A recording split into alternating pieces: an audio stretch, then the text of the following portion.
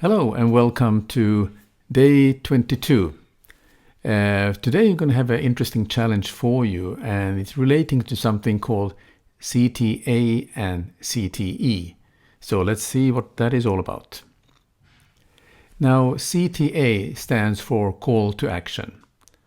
A call to action is that when you are, for instance, providing a product, a service like a online course, or you want to build up your mailing list, you're giving them let's say a free ebook. So the call to action is to please press this subscribe button, and this is where you will receive my latest ebook about a topic about how to go live on YouTube, for instance. Now the CTA part is then the call to engagement.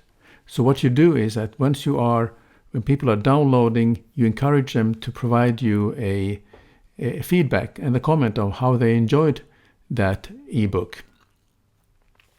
And that is a way you are continually building up a relationship with your audience. So CTA is the call to action and CTA is the call to engagement.